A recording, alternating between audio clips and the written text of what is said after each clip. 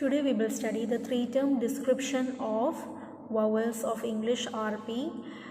In English received pronunciation there are 20 vowels, of which 12 are monophthongs or free vowels and 8 are diphthongs. And today we are going to study a detailed description like a three-term definition of the vowels, like how we know that vowels, the sounds can be defined based on where the position of the lips and the height to which it is raised and part of the tongue which is raised. We had already discussed the tongue positions, how it is presented and all. Based on that, we will be studying each of the sounds. There are 7 short vowels and 5 long vowels, the position of which I will show you how it is given in the cardinal vowel system, how it is shown, the position of all these 12 vowels I will show you now. This is how vowels are presented in the cardinal vowel system, and we have studied this tongue positions: front, central, back, close, half open, open, open, half open, half close, close. So with this we will be studying the how to write the three-term definition of all these vowels. First of all, we have got this short vowel E, and which is positioned here, E, and as we know this is in the front, right, and half close. So the position of it is E is unrounded and it is in front, right, it is in front, and half close slightly raised. It is half close slightly raised, half close slightly raised. So we will write the description: unrounded, front,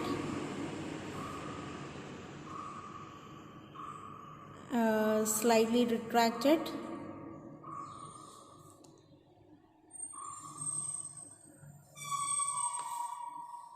half close, slightly raised. So it is front, slightly retracted, and it is half close, slightly raised. Now the next one we have got is and this is unrounded front between half close and half open. You see, it is unrounded and it is in the front for sure. It is in the front, left front, and between half close and half open, between half close and half open. So let's write that is unrounded front between half close and half open. Now next we have got A, and it is positioned here. What is it? Front, and it is considered as open. Front open itself, closer to half open. Okay, so let's write this: unrounded. A is unrounded, front open, closer to half open. Next we have got O. O, as we see, it is presented here. O is rounded and it is in the back. O back. O is in the back and it is open. It is open. So O is rounded. So when you pronounce itself, you can see whether the lips are rounded or unrounded. O, it is rounded. E, it is unrounded. It is with that we can write whether it is rounded or unrounded. So O is rounded, back, open. Now we have got U. U is also rounded. It is in the back, right? U is in the back, but slightly fronted, and it is half close, half close. It's half close, slightly raised above half close. So we can write that U is rounded, it is back, then slightly fronted, and half close, slightly raised. It is half close, slightly raised. Now next we have got a cut symbol.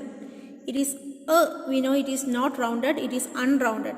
It is unrounded central half open. That is a is this one, a.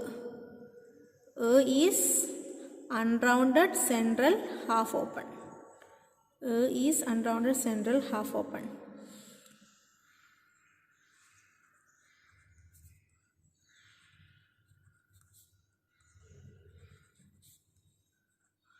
And then last we have the schwa symbol a, which is unrounded, and it is in the central, right? It is in the central and between half close and half open. Between half close and half open. So we will write unrounded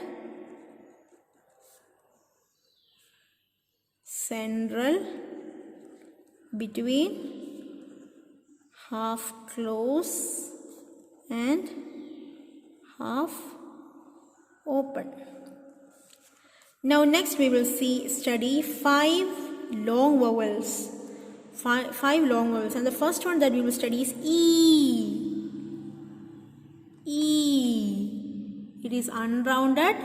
It is in the front, and it is in the front and it is close.